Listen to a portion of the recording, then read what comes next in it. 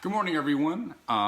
If you haven't already done so, please look at the Buddhist Church of Sacramento's Facebook and find the link for a bingo card because we'll be playing Dharma Message Bingo. So I'll give you a second maybe if you haven't done that.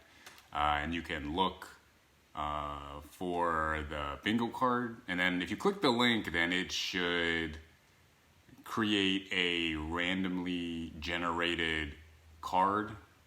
So you're able to have a different one from maybe the other people in your house. But if you're listening to the Dharma Talk closely, I will be saying each one of those words on the bingo card. And then, so since I'm saying all of them, everyone should technically get blackout if you're paying attention. But if you're playing with other people, then you can see who gets what first. And that's why if you do the randomly generated one, they'll be different. So not everyone will get it all at the same time. So hopefully that'll be a little bit of fun. Again, that link is on the Buddhist Church of Sacramento website, Facebook, Buddhist Church of Sacramento Facebook. So there should be a post there with a link to the randomly generated bingo card. And so you can look for that and then generate your own cards. So I think you can print them out, or you could even play on whatever device you have. So go ahead and get that sometime before the Dharma message, and then hopefully you'll be able to catch all the words. Okay, let's see. We'll go ahead and get started with service.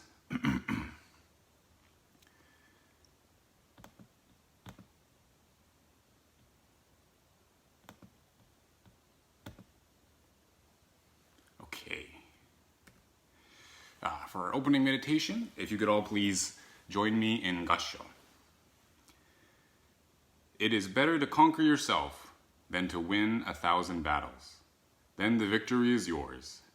It cannot be taken from you. Namo Amida Butsu. Namo Amida Butsu. Namo Amida Butsu. Namandos, namandos, namandos. I now have the reading of the three treasures. Fortunate is it to be born into human life. Now we are living it. Rare is it to encounter the teachings of the Buddha. Now we hear it. If we do not seek the truth of the Dharma in this life, in what life shall we find it? Let us reverently take refuge in the three treasures of the truth. I take refuge in Buddha. May we all together absorb into ourselves the principle of the way to enlightenment and awaken within us our highest aspiration. I take refuge in Dharma. May we all together be submerged in the depth of the Dharma and gain wisdom as deep as the ocean. I take refuge in Sangha. May we all together become units in true accord, in a life of harmony, in a spirit of universal brotherhood, freed from the bondage of selfishness. Even through ages of myriad of kalpas, hard is it to hear such an excellent, profound, and wonderful teaching. Now we are able to hear and receive it. Let us thoroughly understand the true meaning of the Tathagata's teaching. Namo Amida Butsu. Namo Amida Butsu. Namo Amida Butsu. Namandos, namandos. Now we'll have the chanting of Jusei.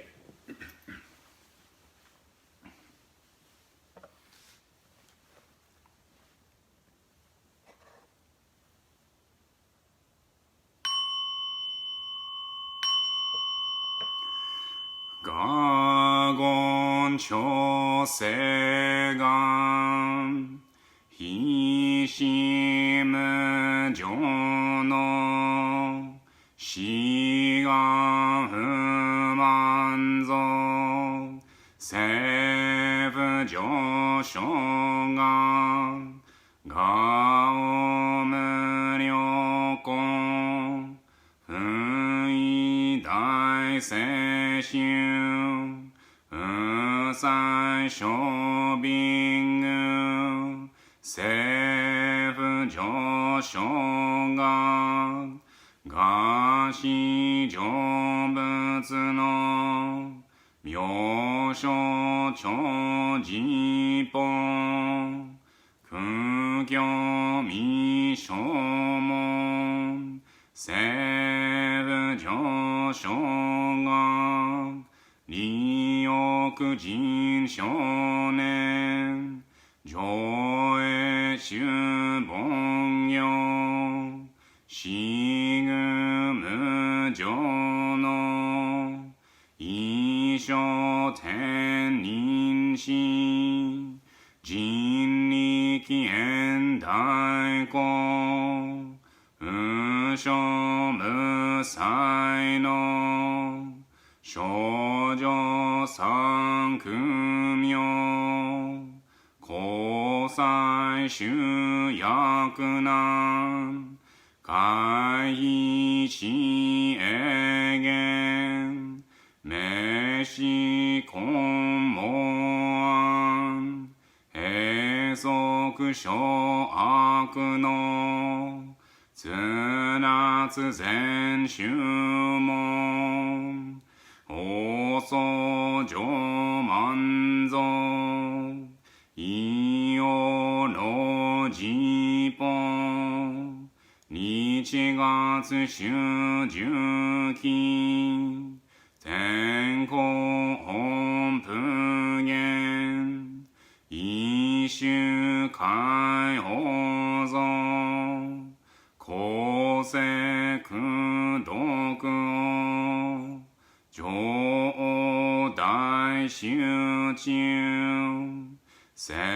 法ししく供養一切物具足習徳音元年質上満得意三害を女仏無下地つなつみ不詳願学絵に投資最小尊志願や効果大聖の観の国書天人東内妙見ナマンダムナマンダムナマンダムナマンダムナマンダムナマンダム願にしくどく平等聖祭道も大心往生安那公Namandos, namandos, namandos, namandos, namandos, namandos, namandos, namandos. Now we'll have the recitation of the golden chain. Golden chain. I am a link in Amita's golden chain of love that stretches around the world. I will keep my link bright and strong. I will be kind and gentle to every living thing and protect all who are weaker than myself. I will think pure and beautiful thoughts, say pure and beautiful words, and do pure and beautiful deeds. May every link in Amita's golden chain of love be bright and strong, and may we all attain perfect peace. Namo Amida Butsu. Namo Amida Butsu. Namo Amida Butsu. Namo Amida Butsu. Namo Amida Butsu. Namo Amida Butsu. Okay, for our first Gatha, I will be singing the song Cheerleader. I don't know. I've personally been trying to kind of push myself. So I did a little more difficult song, which may come out because it might be not so great. So hopefully it's all right. But hang in there. Also, I was kind of expecting this to happen at some point, and it finally did. Someone messaged and asked me to find other people to give musical offerings. So I think everyone is finally sick of me. So hopefully this is okay. All right. If you've heard this song before, please forgive me. And if you haven't heard it, I hope this doesn't discourage you from looking it up.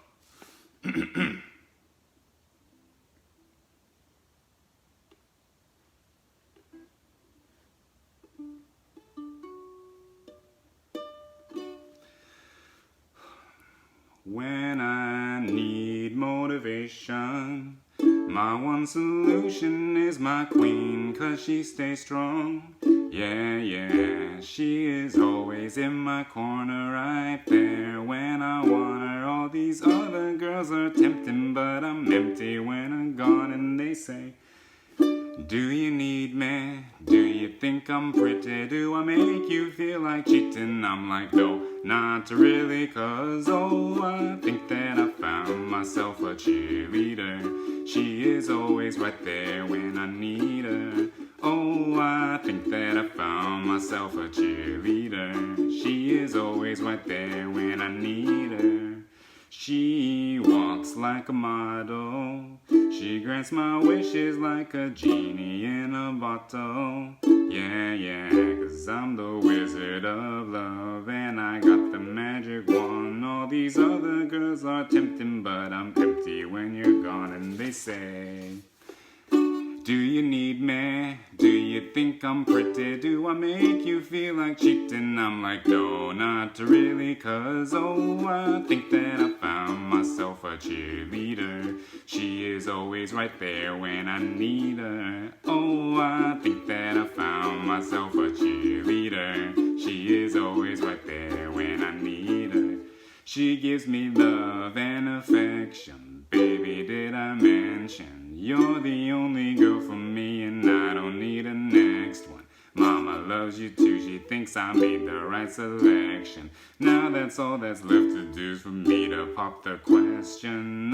I think that I found myself a cheerleader. She is always right there when I need her. I think that I found myself a cheerleader. She is always right there when I need her. All right. Hopefully that wasn't terrible. We'll go now into the Dharma Talk. So, I hope everyone has got their bingo card ready. We'll start with a couple of them right off the bat. So, get ready. One of the examples of impermanence that I'm sure we're all feeling is that I've been adjusting to working during the social distancing. Just like everyone else has, but lately I've been feeling a little bit less motivated. So that was sort of the thinking behind the song. I don't know if it made any sense. Anyway, perhaps some of you can relate to how I'm feeling, but I think that sometimes I just don't have the drive or the energy to get stuff done. It's really different from the beginning of the pandemic, where I felt like I was getting a lot of stuff done. I was trying to do as much as possible around the house, but now it feels like I'm stuck in samsara, just this endless cycle with no beginning, no end, kind of day in, day out, all the hours meshed together. I know that I have things to do and I try to do all of them, but it's just really difficult some days. So I look for help, of course, with Dr. Google, but also, looking at it through this Buddhist lens and how we could see it by looking at our role models in Buddhism.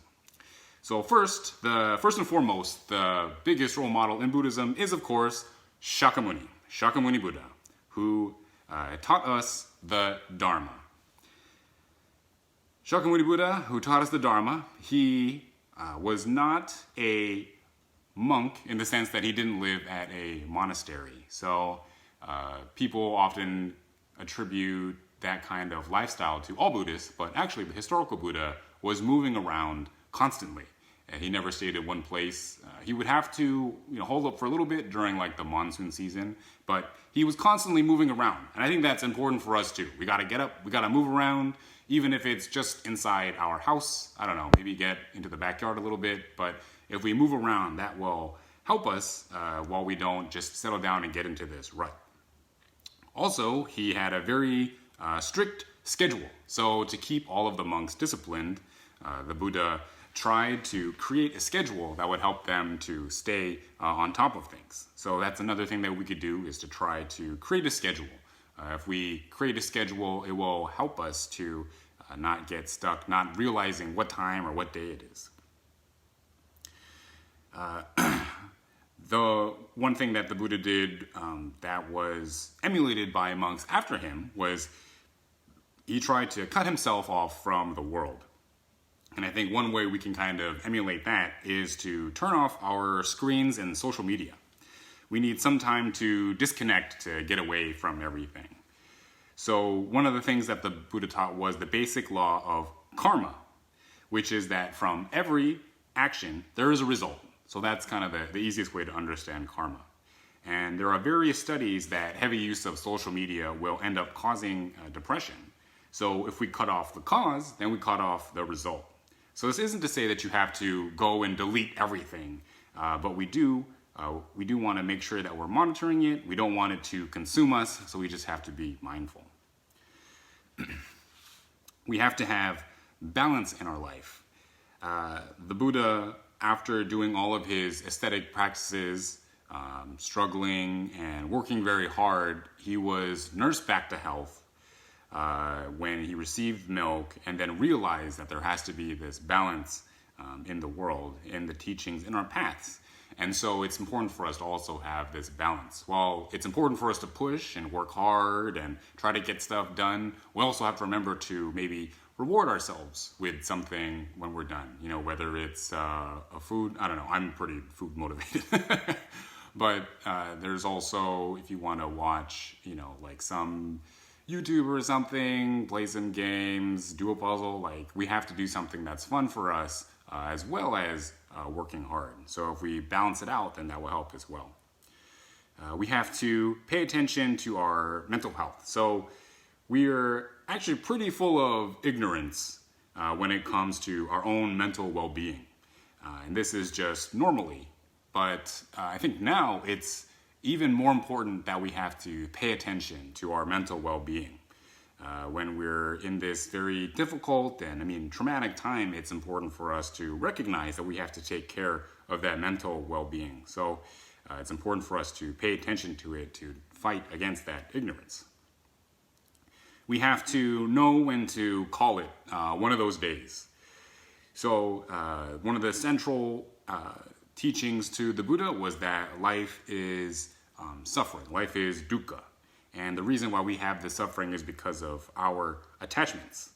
And I think we can get attached to really wanting to accomplish stuff, to work hard, and we can't allow ourselves to be attached to that all the time. Sometimes we're gonna mess up. Sometimes we're gonna have one of those days, where you're lazy, you're not feeling like anything, everything just seems terrible.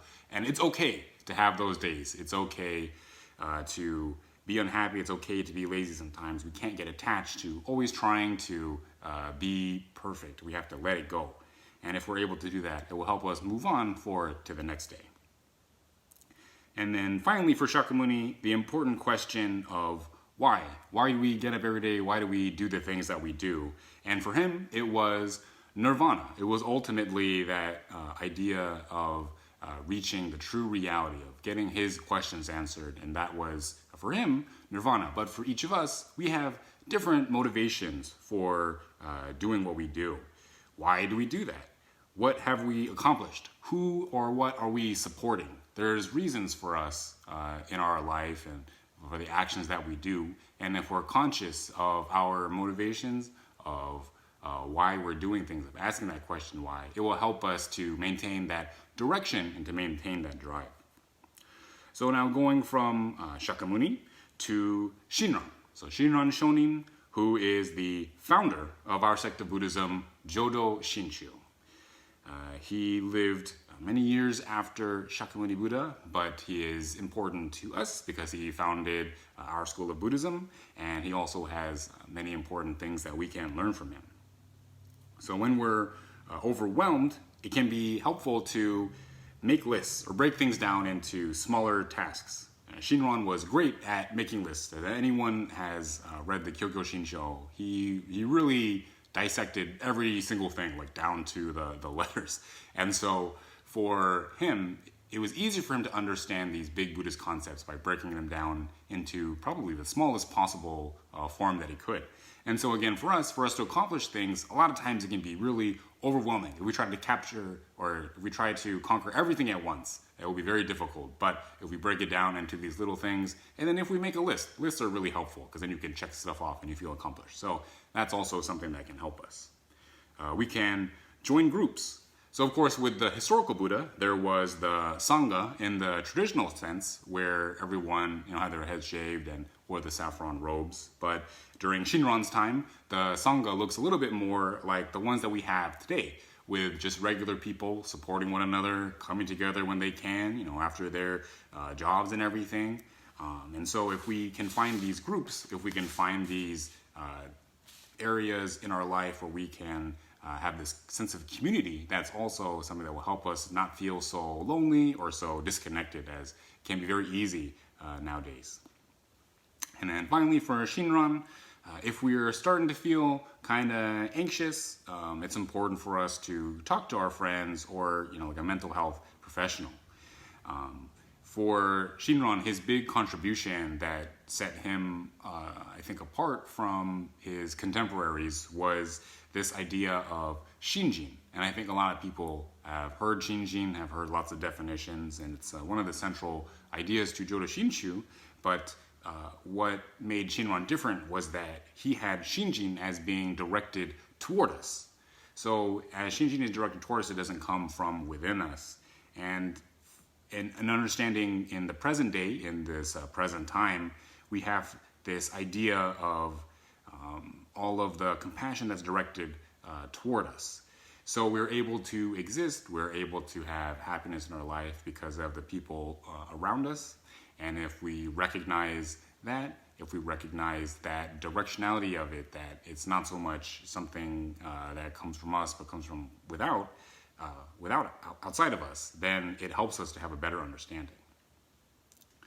So now, to get into that a little bit deeper, we'll now go to Amida Buddha, which is the Buddha of infinite wisdom and immeasurable compassion. So when we have the wisdom and compassion and then this idea of Shinjin, I was talking about the directionality. So when we say the Nembutsu, it's a simultaneous admission of our limited nature. So this is another way of putting this would be Bonbu, if we're imperfect beings. And it's also an expression of gratitude for the causes and conditions in our life. So again, when we say the Nembutsu, it's a simultaneous admission of our limited nature, also known as Bonbu, or imperfect being, and an expression of gratitude for the causes and conditions in our life. So we recognize that sometimes we need help, that it's okay to ask for help because there's so many people that want us to be happy and well. But we have to be aware of it. And if we're aware of our own kind of limited nature, then we recognize that we can't do it all on our own and that not only can we not do it all on our own, but there's so many people in our lives that want us to be well. And so if we just reach out and ask, then there's plenty of people who will be willing to help us. Kind of continuing in that vein, we need to maintain our connections. So when we feel gratitude for the people in our lives, we should show our appreciation by connecting to them in some way. So again, it's kind of hard to do that physically now, but if we talk to them, if we send them a present, or some other creative way of communicating our love to them. So this can be known as living in the 18th or primal vow. When we feel and understand the compassion that envelops us and respond in compassion, that's living in the vow. So again, when we feel that compassion and we respond in compassion, that's living in the vow. So to kind of expand a little bit on that, letting people know we care, I think all of us know the concept of interdependence. So interdependence is, of course, we're all connected in some way. And while it is important to understand interdependence, I like another concept more than that one, because interdependence to me is kind of this passive understanding. It's like, yeah, we're all connected, but what do you do about it? I think it might be better than to use this concept of dana, or selfless giving, one of the 6 paramitas, the 6 perfections. And because we're all connected, we should actively try to give back in some way. So I think maybe the first step is interdependence, and we realize, we're connected to everybody. And then dana that's the next step, what we should do about it. If we're connected to all, then we should try our best to be selfless in our giving. We should try to give back to all those connections in some way. And now finally, we should reflect on the impact that we've made. So the Pure Land is something that can be understood as an ideal, somewhere where everything is as it should be. And we learn from the Pure Land by trying to reach that goal. Even if it's impossible, if it's perfection, and perfection is never attainable, it's still a great lesson for us. It's still a great goal for us, because it allows us to see how much closer we're getting to that goal. Monks used to meditate on the Pure Land, and for us, we should set time aside to recognize how we are closer to our goals. It also might always not seem like it. Perhaps our progress is in struggles, but it's progress as long as we learn something from it. So in some of the words of Thomas Edison, he said, when he was asked about how difficult it was for him to go through all of his failures, he said, "I have not failed, not once. I've discovered 10,000 ways that don't work." And so again, I think we have to have this kind of attitude of going through this difficult time. We're going to fail a lot, supposedly, right? Fail. But really, we're just finding all these different ways that don't work for us. We're finding all these ways that will make us unhappy. And it's important for us to find these ways that will make us unhappy, because then we can start to narrow down all the ways that do make us happy. So with that in mind, I hope everyone goes out and they try and they find lots of different ways that they aren't very happy, so that we can find the way that will finally make us the happiest. If you can please join me in Gassho. Namo Amida Butsu. Namo Amida Butsu. Namo Amida Butsu. People want to know what the prize is if they get bingo. Jennifer says she's waiting for her cash to be delivered. Let's see. Maybe, if you want to comment that you did bingo, then my mom will go to your house and give you candy. She's probably watching this, and she'll probably do it, but I'm just kidding. Don't put your address or anything. We'll come up with some kind of prize that maybe we can give. That's a good idea for a prize. I didn't think about it. All right. Well, we'll close with the farewell. Oh yeah, so I believe there should be a service book that was uploaded onto the website, and it has the chanting and the gathas on there. So hopefully, if you don't know the words or something, it'll be there. Okay, here we go.